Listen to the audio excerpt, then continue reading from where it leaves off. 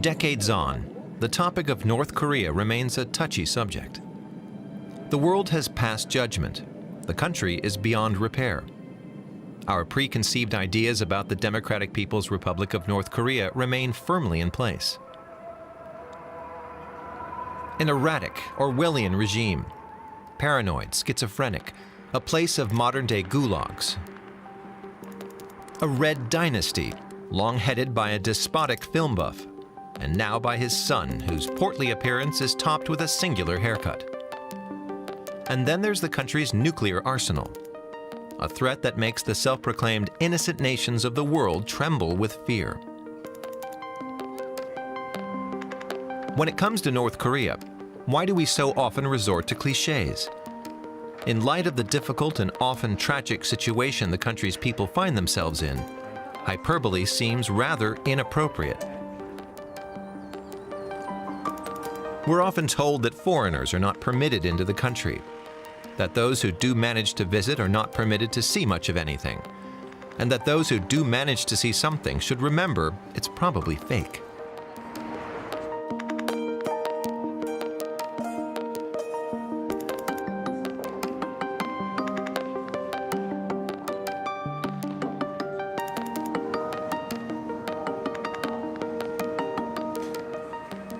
Someone once insisted to us that there were no high-rises in Pyongyang.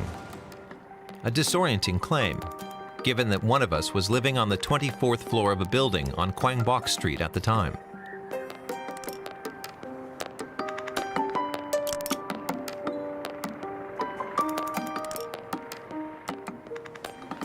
This film was shot over a period of 8 years by 3 people. One of us is a translator of Korean. Between us, we made more than 40 trips to North Korea. But the film does not show prison camps or rocket launch pads. That's forbidden. As are images of soldiers, construction sites, shopping malls, gambling, pictures of people who do not have enough to eat, and pictures of people who are eating. Avoiding these images is harder than it might seem.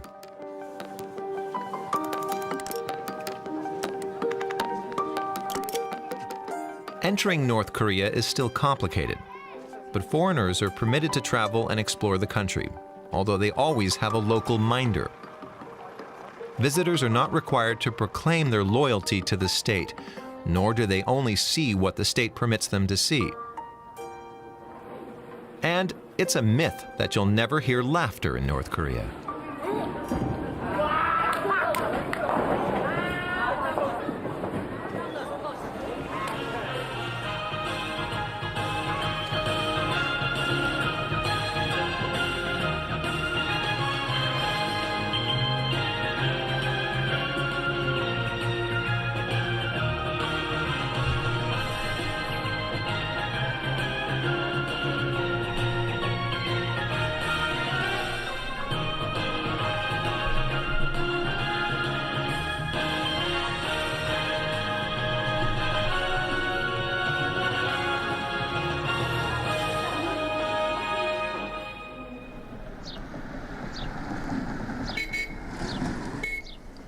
As soon as we leave the city, the roads are riddled with cracks and potholes.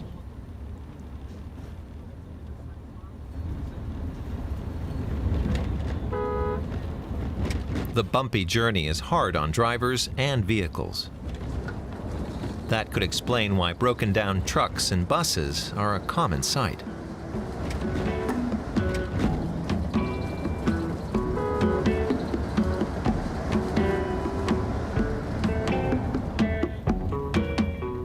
Depending on the season, the workers in the fields might be harvesting wheat, rice, or potatoes. Although much of the country is mountainous, the rest is primarily devoted to farming.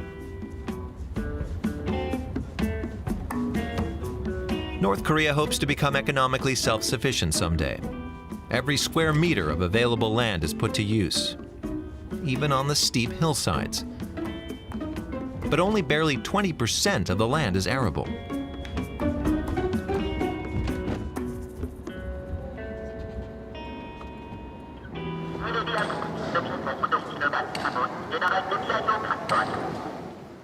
This factory was not filmed in 1920, but in 2016 using a small camera while exploring the city of Hamhung. As so often in North Korea, appearances are deceiving.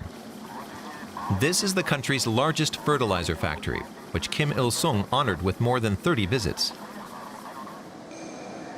It's recently been modernized in a bid to increase the productivity of the country's cooperative farms.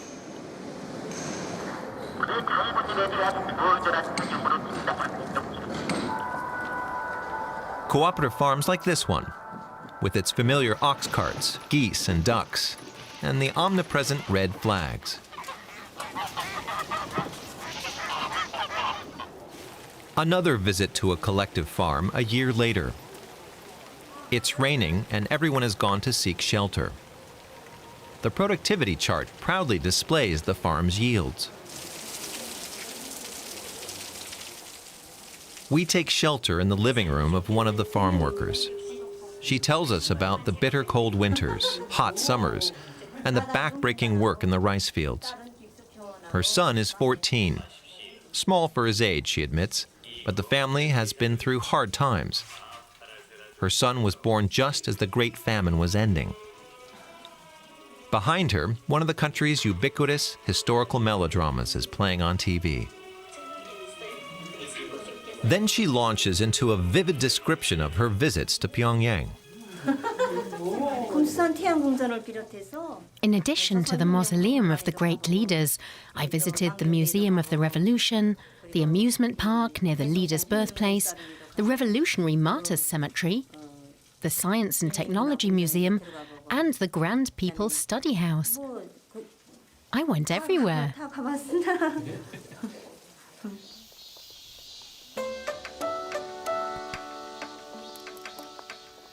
Anyone from the provinces who visits the capital comes here first. The house where Kim Il-sung was born, the birthplace of the Republic.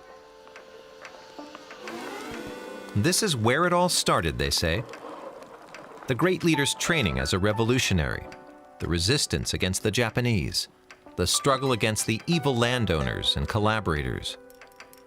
It's a story that's very familiar to people here.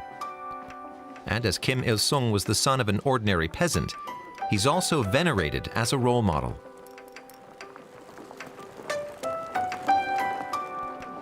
This is a place of pilgrimage year-round. In the winter, the buildings and grounds are decked in sober white. During our visit in 2011, we first saw local visitors wearing brightly colored winter coats, imported from China. By 2015, the classes of school children are wearing brand-name sweatpants, even though their sneakers don't quite yet make the grade.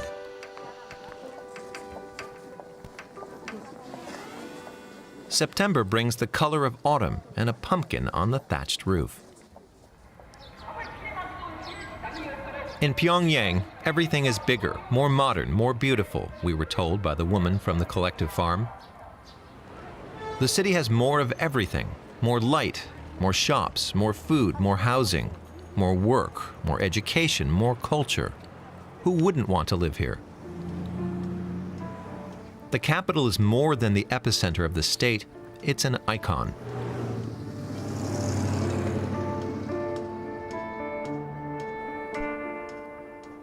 Our farmer would probably have been told that these exemplary buildings are home to exemplary citizens, scientists, soldiers, civil servants. Some of the most eminent live on the Glossinu Mure, or Future Scientists Street. For a farmer from a village without so much as a paved road, this would be an impressive sight.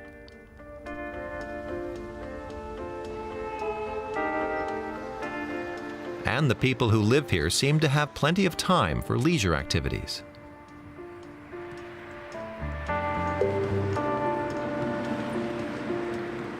Our visitor from the collective farm couldn't help but be dazzled by these high-rises, the most famous of which looks like an atom when viewed from above.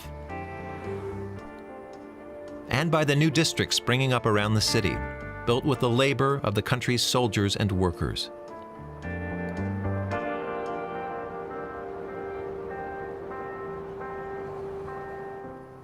But it would be very unlikely that our visitor would ever set foot in one of these apartments, reserved for the most worthy citizens. It's perfectly neat and tidy, though the residents have fled the camera. There's a computer, cell phone, books, and a sewing machine. The balcony offers a view across the city in the midst of a real estate boom. There's an abundance of color, quite the contrast to the gray that dominated here just 20 years ago. This real estate boom has given rise to a black market in Pyongyang and other large cities. When the state awards a faithful follower with a new apartment, they pass on the old one to the highest bidder. For a choice location, prices can easily top $100,000, and only a fraction of that is tax that ends up in state coffers. Karl Marx might have called this the primitive accumulation of capital. A visitor's tour might end with a trip to an amusement park or a water park. One of Kim Jong-un's priorities is building playgrounds for the people.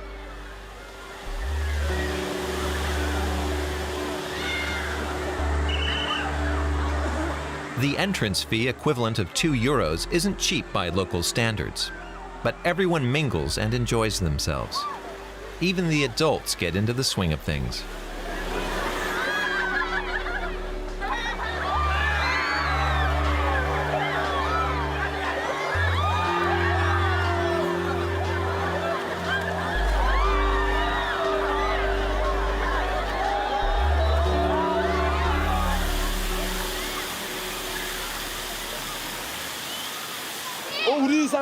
I came with my group, but I don't know where my coworkers are. Now I'm looking for them. I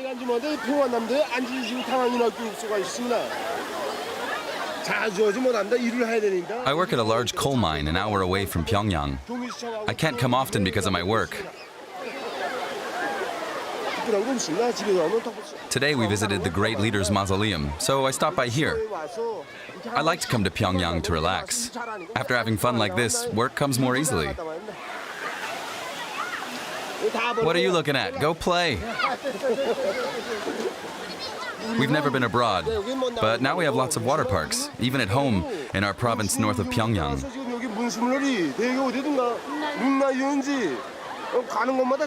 We will become the best in the world, without anyone's help, just by our own hands. Any more questions?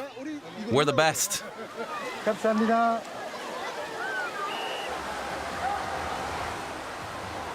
Some of the rural visitors seem a bit lost in the crowd. But since many people don't know how to swim, no one really notices.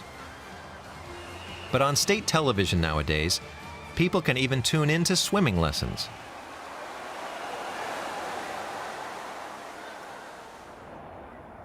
The sun is beginning to set, a good time to visit the city's main amusement park, beyond Pyongyang's Arch of Triumph. Like everywhere in North Korea, filming anything to do with the military is banned, but hard to avoid because soldiers are everywhere.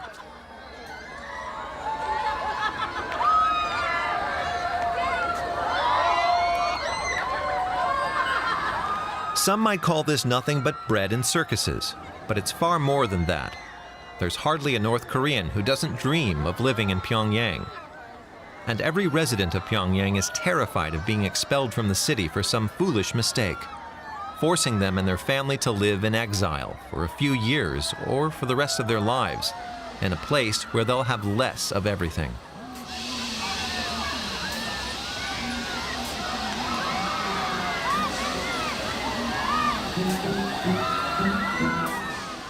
With its lights and sights, Pyongyang inspires loyalty. People flock to the parks and swimming pools to enjoy what is the most attractive city in the country.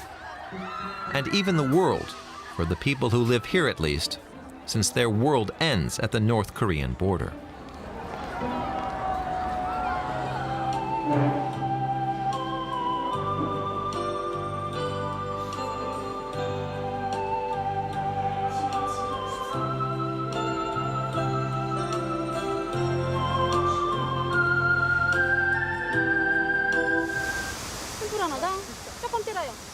조금 떼고 작은 불어요.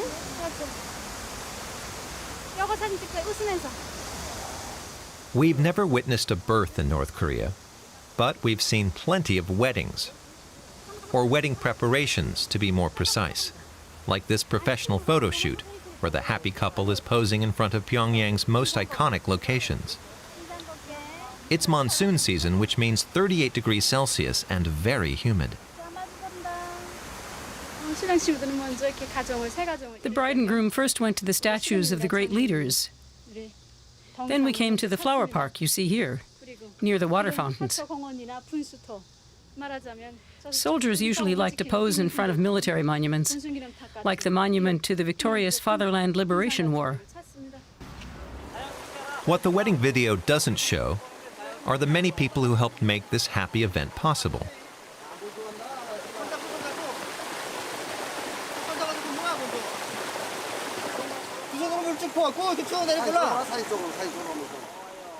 In North Korea, most marriages are arranged through matchmakers. It's their job to find the ideal marriage partner who will also be suitable to the families. Although marrying for love is just starting to trend, arranged marriages are still the norm. One result is that people usually marry within their own social class. For many decades, the country's elite was dominated by the revolutionary comrades of Kim Il-sung and their descendants. At the bottom of the social order were the families of people who had collaborated with Japan and their descendants. In between were some 40 subclasses who were not permitted to marry outside their rank. The end of Kim Il-sung's regime, the famine under Kim Jong-il, and the partial disintegration of both state and party that followed not only shook the country, but also its traditional social hierarchy. This helped loosen the stringent marriage rules. Today, the most desirable professions for a husband are scientist, diplomat, the military, and of course, business professionals.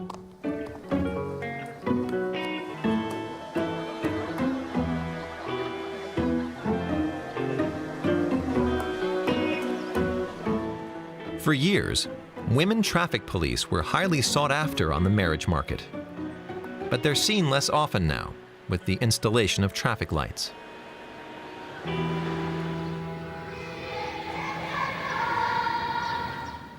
Young couples are expected to have children, and their education will be put in the hands of the state at an early age.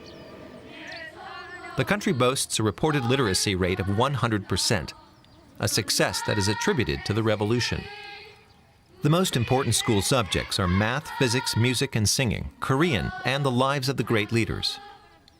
From kindergarten on, children are subjected to a rigorous selection process. The best students spend their holidays taking part in sports at the young pioneer camps.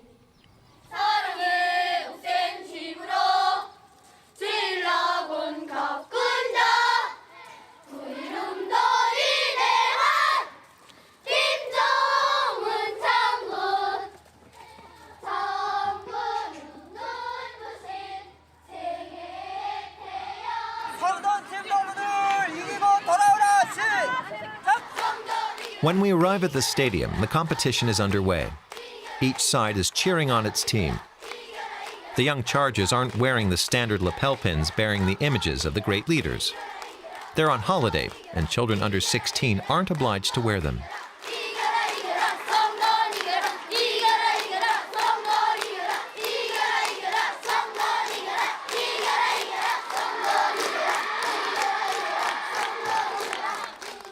Then it's time for the tug of war. The evil American soldier in the middle is tough. He's already made it through several tournaments.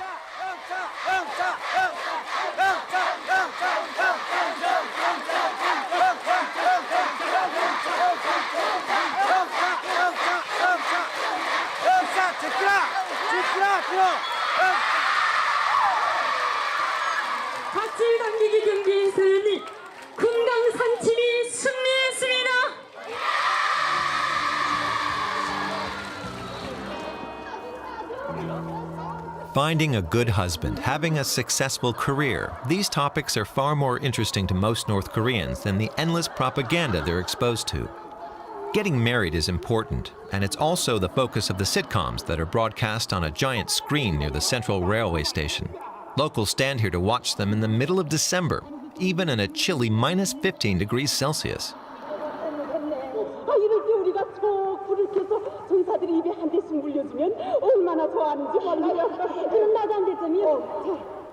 There's also an ad for automaker Pyongyang, which means peace in Korean. The company was founded by Sun Myung Moon's Unification Church, but has been fully owned by the state since 2013.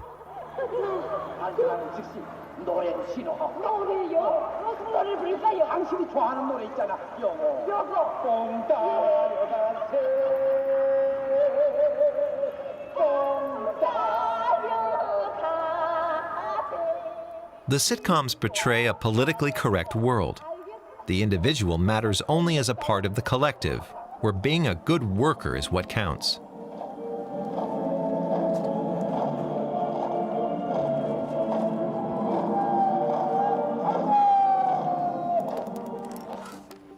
In the winter, everyone is responsible for a stretch of road. No matter how much snow has fallen, it has to be cleared. That's why scenes of people scraping snow and ice off their patch of road before heading off to the office are a common sight in the winter.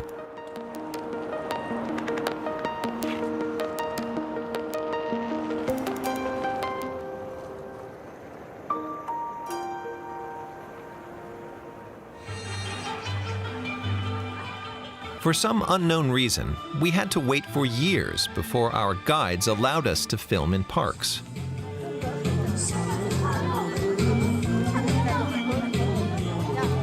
Moranbong Park is a popular place for Sunday outings. It's something like North Korea's Central Park. We wondered why permission to film here took so long. People drawing park scenes hardly seem like a state secret. Then there are also shooting ranges, dancers, and lots of picnics. On public holidays, the state sometimes distributes meat and beer.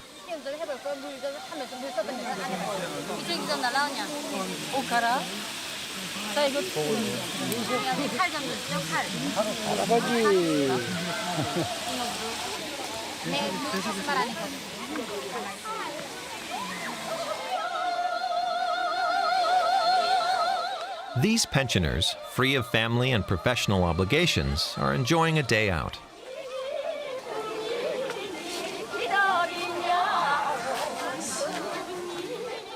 Their free style of dancing is not easily defined and has the air of a shamanic ritual.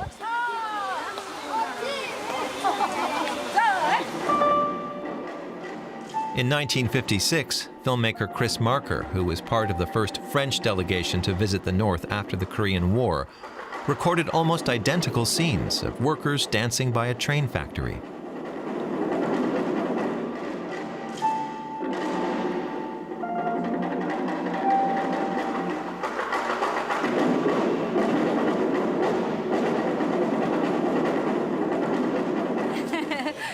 We've always danced at Moranbong Park. We come here with former colleagues. We meet every Sunday to dance.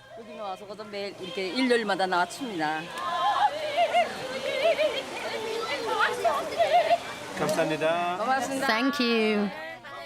Why don't you stay and dance with us?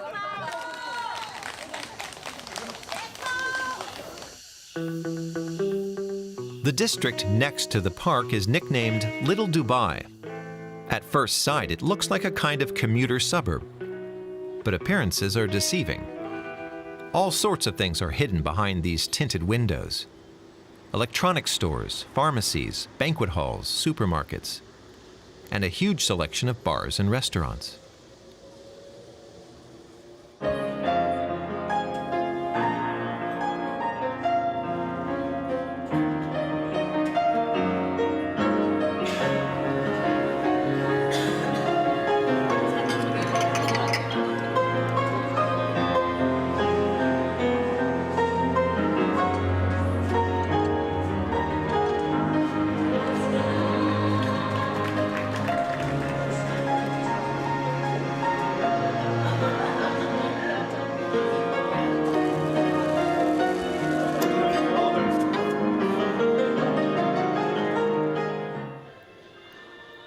This television ad sings the praises of a luxury supermarket. So heavily air-conditioned, the staff wear warm jackets. It's well-stocked with everything from Swiss chocolate to olive oil, French and Italian wines, and imported fruit. The elegant restaurants upstairs are popular with the dongju, the money masters, as the newly affluent are called. They serve up sushi, cappuccino, a $20 steak. North Korea is no longer an anti-consumerist state. Quite the opposite for those who can afford it.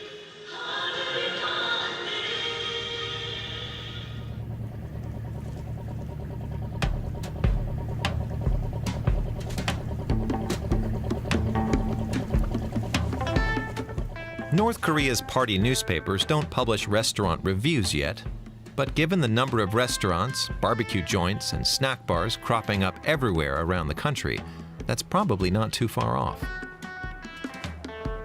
Is the North Korean obsession with food a remnant of the arduous march, the famine that ravaged the country between 1994 to 2000, causing somewhere between 500,000 and 1 million deaths? Back then, even the word restaurant was considered taboo. When Kim Jong-un came into power, he promised the North Koreans they would never face such deprivation again. Now food has become a sign of success, an important part of the culture, almost as much as in South Korea.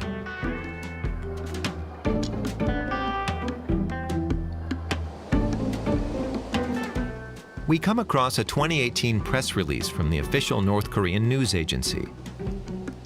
It reads, from the 2nd to the 4th of April, the 23rd Cooking Festival took place at the Pyongyang Noodle House, marking the Day of the Sun, the birthday of President Kim Il-sung.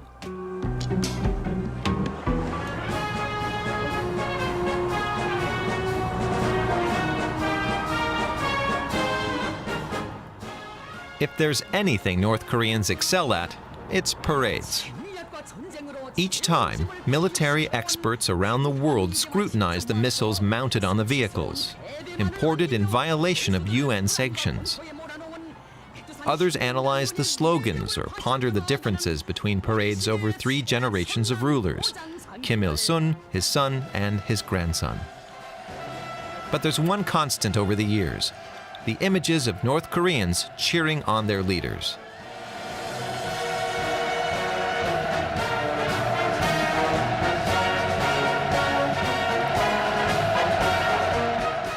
It takes weeks of practice to make these living mosaics.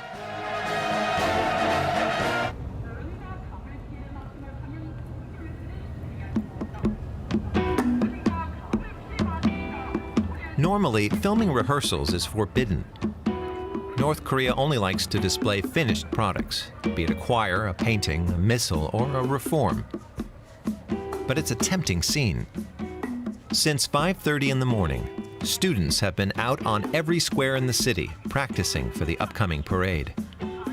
All of Pyongyang's main roads pass through Kim Il-sung Square. It's obligatory to slow down when passing in front of the portraits of the great leaders, so the temptation to reach for our cell phones and cameras is high.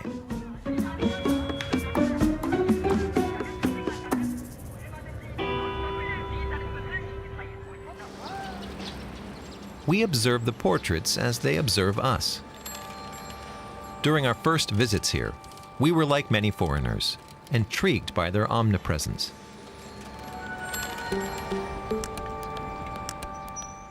But the more often we visited, the less we noticed them.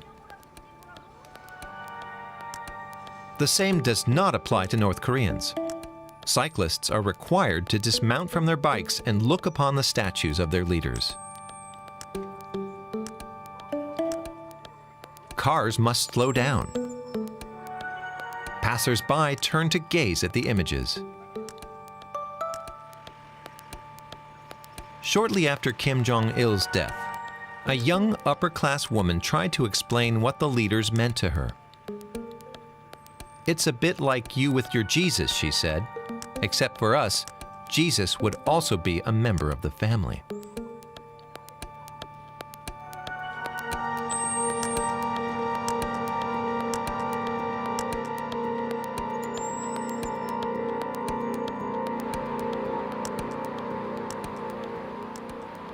In the heat of the summer, we occasionally saw a fan cooling the portrait of the leaders.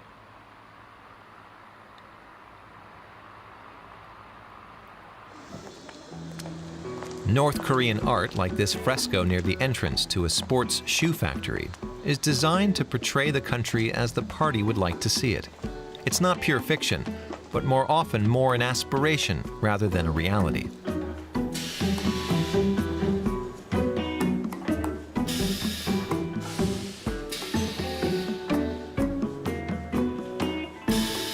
The Ryuwon factory, or Weeping Willow Paradise, has 700 workers. 70% are women.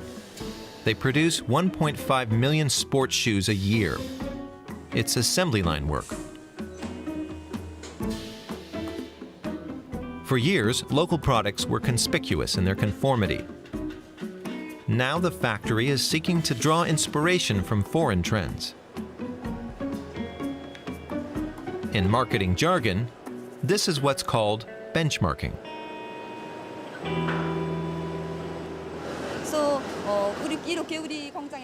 After he visited our factory, our respected marshal sent us 142 pairs of foreign shoe models.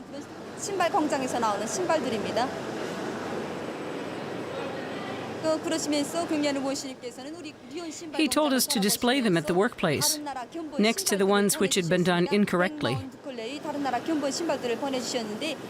That allows technicians and employees to observe and compare them to ours. Our goal is to raise the quality of our shoes to an international level. Copying foreign trends, reducing imports, and promoting local industry makes sense in a country that is often struck by sanctions. But for the plan to work, the products have to appeal to North Korean consumers. One new brand is called Adibas, with a B.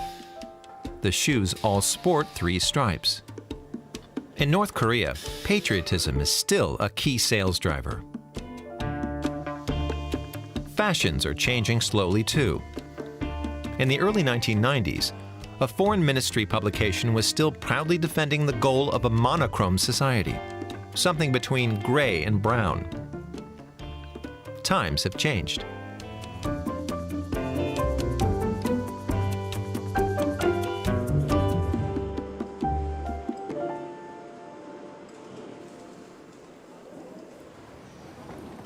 We pay a visit to a bowling alley.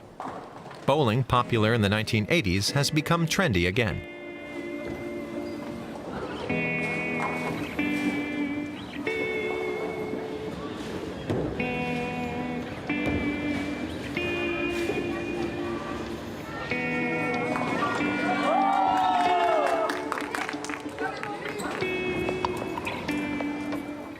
Upstairs, people are playing the slot machines.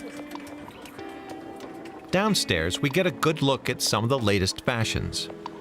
Here, too, banners tout the party line. It reads, "Let's advance the social revolution that ensures the happiness and well-being of the masses." If it wasn't for the slogans on the walls, we could be almost anywhere in Asia.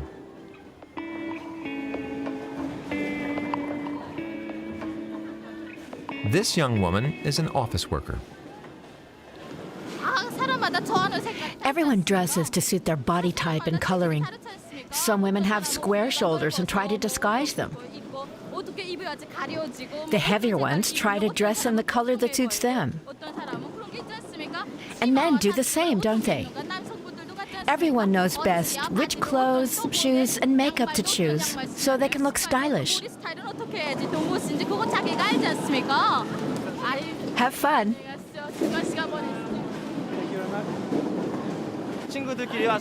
We come here with friends and colleagues to get some exercise and relax. Bowling alone is no fun. It's the atmosphere and good mood that counts.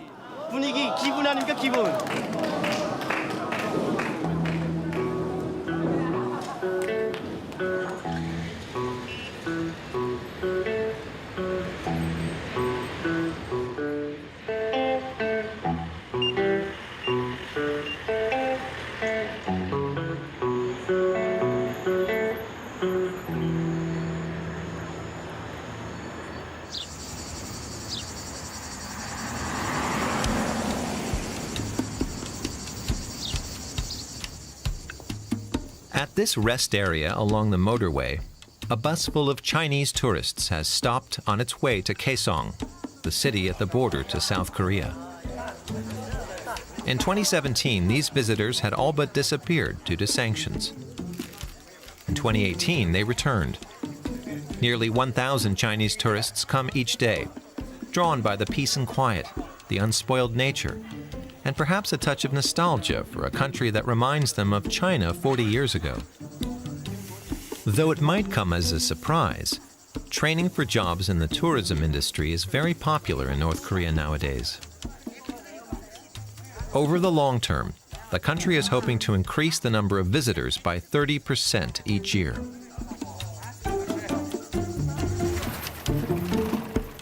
In the fall, Wonsan Beach on the East Sea is deserted.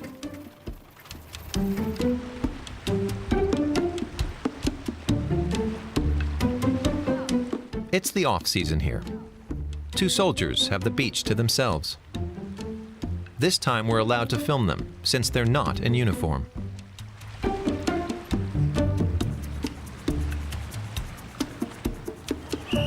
This is the same beach in the summer.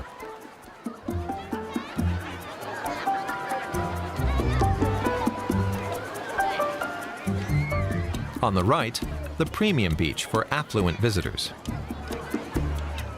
On the left, the public area, where admission costs just a few cents.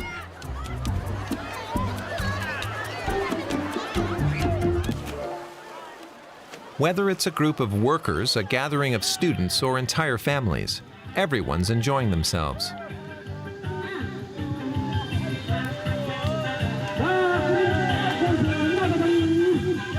People arrive by truck or on bicycles. Some come for the day, others for a week. Many come from rural regions.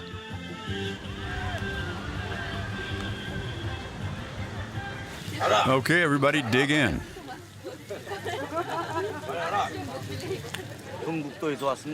We come from the countryside, north of Pyongyang. The whole family has come here to relax. It's the best place to rest and have fun. Our leader, Kim Jong-un, encouraged us to come. They're building another tourist site in Wonsan, and this year we're enjoying the beach here. Next year, we plan to relax at the new Kalma tourist zone. In the distance, we can see the construction site. Dozens of hotels are being built. That's another priority for the current leader. When Donald Trump met with Kim Jong-un, the US president was enthusiastic about the area and said the location had a lot of potential for development. In 2015 and 2016, North Korean delegations discreetly inspected the French Riviera and other Mediterranean resorts for ideas that they could bring back to adopted home.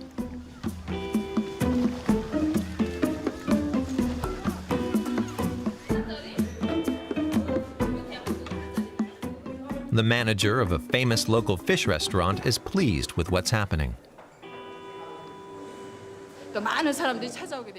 It's a great opportunity to make Wonsan known around the world.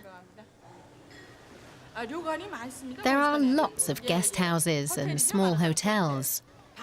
Some people even camp here because the sea is very close.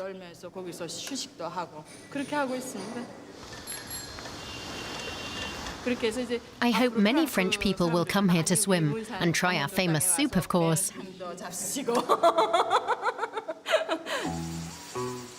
Except in the mining and nuclear testing areas, there's lots of unspoiled nature here. Due to embargoes, farming uses very little artificial fertilizer. There's little light pollution due to frequent electricity shortages. It comes as something of a surprise that North Korea has never thought to market itself as a pioneer in sustainable development. Uninhabited for the past 65 years, the demilitarized zone has preserved a unique biodiversity.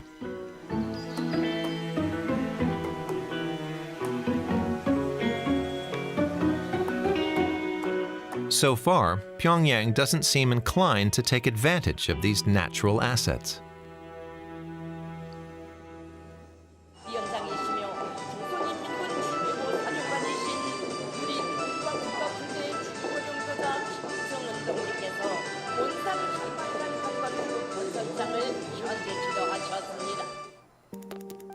In the rest of the world, North Korea is seen as an anomaly. North Korea also sees itself as unique, which it certainly is. As frequent visitors, we are struck by the endless repetition of the same songs sung everywhere, at schools and on public transportation. The same slogans decorate the streets. The same films are constantly broadcast on TV. North Korea is a country under a bell jar, a country marching to its own pace. It's impenetrable, frustrating, exhausting. But its people are open, curious, and full of life. North Korea is changing rapidly. Pali-pali, or fast-fast, is a favorite phrase in both North and South Korea. North Koreans' tastes are changing, as are their hopes for the future. Perhaps one day, our image of North Korea will change too.